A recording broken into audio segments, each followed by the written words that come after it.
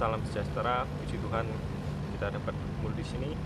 Di sini pada kesempatan kali ini saya akan mempresentasikan mengenai makalah yang dibuat oleh Bapak Roni Sulistianto SHM yang berjudul mengenai refleksi atas pemisahan pemilu nasional dan lokal atau daerah. Seperti yang kita tahu, pemilu adalah suatu alat untuk menuju di mana mencapai tujuan demokrasi. Pemilu atau pemilihan umum menjadi alat atau wadah yang digunakan partai atau individu yang ingin mencalonkan diri menjadi pemimpin atau menjadi figur dalam suatu instansi, ya terlebih seperti presiden, gubernur, wali kota, DPR, ataupun DPRD.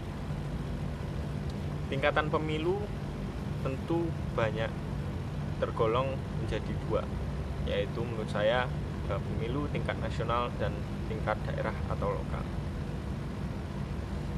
Mekanisme pemilu yang dijalin atau dilaksanakan setiap 5 tahun sekali dengan 5 kotak suara menuai banyak kritikan pada tahun 2019, di mana banyak petugas yang mengalami kelelahan sehingga muncul berbagai permasalahan dan tentunya memakan korban jiwa. Oleh sebab itu, maka kita harus memikirkan bagaimana caranya agar pemilu menjadi efektif dan jadi sarana bagi masyarakat menyalurkan aspirasinya melalui calon-calon yang mereka pilih.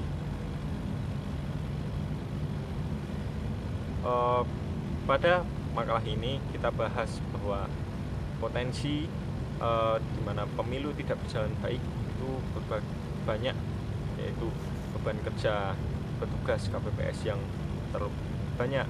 Dilihat dari geografi Indonesia yang begitu luas, potensi hilangnya nyawa petugas karena kelelahan dan manajemen pelaksanaan yang terlalu lama. Pada pasal 1 ayat 2 Undang-Undang Dasar 1945, kedaulatan berada di tangan rakyat dan dilaksanakan menurut Undang-Undang Dasar Negara Republik Indonesia tahun 1945, di mana demokrasi di tangan rakyat. Pemerintahan itu dari rakyat, oleh rakyat, dan untuk rakyat. Pelaksanaan pemilu menurut pasal 22E ayat 1 Undang-Undang 1945 harus luber-judil atau langsung, umum, bebas, rahasia, jujur, dan adil. Pada pasal 18 ayat 3 Undang-Undang 1945 yaitu memilih DPR, dan pada pasal 18 ayat 4 Undang-Undang 1945 memilih gubernur, bupati, dan wali kota. Permasalahan pada pemilu yaitu maju pada putusan MK perkara 55/PUU 17 Romawi 2019 yang dimohon oleh Perkumpulan untuk Pemilu dan Demokrasi. Uji materi yang diajukan terhadap keserentakan pemilu yang diatur dalam pasal 167 ayat 3 Undang-Undang Nomor 7 Tahun 2007 tentang pemilu dan pasal 201 ayat 7 Undang-Undang Nomor 10 Tahun 2016 tentang pilkada, menghasilkan 2 tahap pemilihan. Yang pertama tingkat nasional, yaitu pemilihan presiden dan wakilnya, DPR dan DPD. Untuk tingkat lokal atau daerah berupa DPRD, gubernur, wali kota, bupati.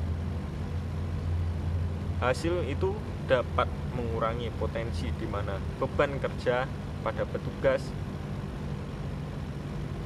serta resiko kematian petugas berkurang. Terlebih pada masa COVID ini, kita dilarang untuk berkontak secara langsung dengan masyarakat ataupun menimbulkan kerumunan banyak. Kelebihan pemisahan pemilu nasional dan daerah, yaitu pemilihan menurut akuntabilitas peserta itu terbagi menjadi dua, sehingga masyarakat dapat tahu dan prioritas program dapat dijalankan dengan baik. Penyebaran media yang baik tentu akan menjadikan pemilu yang baik pula. Ringannya tugas peserta maupun petugas yang tentunya mengalami keringanan karena tidak harus berkumpul dalam jumlah yang besar. Masyarakat dapat menilai dengan lebih jeli dari tingkat nasional dan daerah karena pemilu yang dibagi menjadi dua itu akan membuat temanya semakin jelas dan dapat dipahami masyarakat. Secara kesimpulan, pemisahan pemilu itu memiliki banyak keuntungan, mulai dari tenaga yang tidak buang-buang, anggaran yang digunakan tidak hanya anggaran dapat digunakan secara maksimal, baik melalui dari petugas yang tidak hanya dilaksanakan 5 tahun sekali, setelah itu menganggur, dan jika dilaksanakan 2 kali maka akan jadi efektivitas dan tidak membebani petugas maupun peserta yang hadir. Pada hakikatnya penggunaan sistem pembagian pemilu nasional dan daerah pada intinya akan membuat demokrasi di Indonesia semakin baik dan masyarakat dapat memilih peserta atau calonnya dengan baik, sehingga dapat merasa masyarakat itu terwakili oleh